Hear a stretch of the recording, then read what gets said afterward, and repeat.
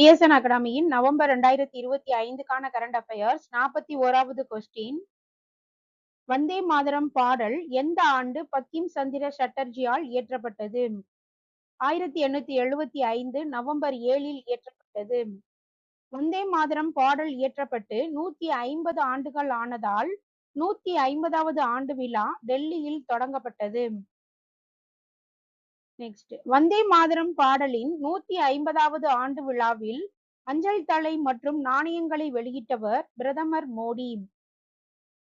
கொல்கத்தா காங்கிரஸ் மாநாட்டில் வந்தே மாதரம் பாடலை முதலில் பாடியவர் ரவீந்திரநாத் தாகூர். கொல்கத்தா காங்கிரஸ் மாநாடு 1896ல் நடைபெற்றது. நெக்ஸ்ட், புதிய பாடத்திட்டத்தினை வடிவமைக்க எத்தனை குழுக்களை பள்ளி கல்வித்துறை நியமித்துள்ளது? 2 குழுக்கள். அதாவது 20 பேர் கொண்ட கலைத்திட்ட வடிவமைப்பு குழு மற்றும் 16 பேர் கொண்ட கலைத்திட்ட உயர்நிலை குழுக்களை பள்ளி கல்வித்துறை நியமித்துள்ளது. நெக்ஸ்ட், மாநில கல்விக் கொள்கை அடிப்படையில் 2026-27 கல்வியாண்டில் எந்த வகுப்புகளுக்கு புதிய பாடத்திட்டம் அறிமுகப்படுத்தப்பட உள்ளது?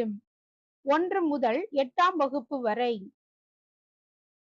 நெக்ஸ்ட், நாட்டின் மொத்த ஆட்டோமொபைல் உற்பத்தியில் எத்தனை சதவீதம் தமிழகத்தில் தயாரிக்கப்படுகிறது? 42%. அதாவது மின்சார வாகனங்கள் தயாரிப்பில் இந்தியாவின் தலைநகராக தமிழ்நாடு திகழ்கிறது. நெக்ஸ்ட், அமெரிக்காவில் நியூயார்க் நகரின் புதிய மேயராக தேர்ந்தெடுக்கப்பட்டுள்ளவர் ஷோரான் மம்தானி. இவர் இந்திய வம்சாவளியை சேர்ந்தவர் ஆவார். அதாவது ஆப்பிரிக்காவில் பிறந்த முதல் மேயர் ஆவார். நெக்ஸ்ட், அமெரிக்காவின் சின்சினாட்டி நகரின் மேயராக தொடர்ந்து 2வது முறையாக தேர்ந்தெடுக்கப்பட்டுள்ளவர் அப்தாப் ரேவல். இவரும் இந்திய வம்சாவளியை சேர்ந்தவர் ஆவார். நெக்ஸ்ட், அமெரிக்காவில் வர்ஜீனியா மாகாண துணைநிலை ஆளுநராக தேர்வு செய்யப்பட்டுள்ளவர் கஸ்லா ஹாஷ்மி. கஸ்லா ஹாஷ்மி இந்திய வம்சாவளியை சேர்ந்த பெண் துணைநிலை ஆளுநர் ஆவார். நெக்ஸ்ட், திருக்கோயில் பயிற்சி பள்ளி மாணவர்களுக்கு உயர்த்தப்பட்ட ஊக்கத்தொகை 10,000. அதாவது தமிழ்நாட்டில் 18 திருக்கோயில் பயிற்சி பள்ளிகள் உள்ளன.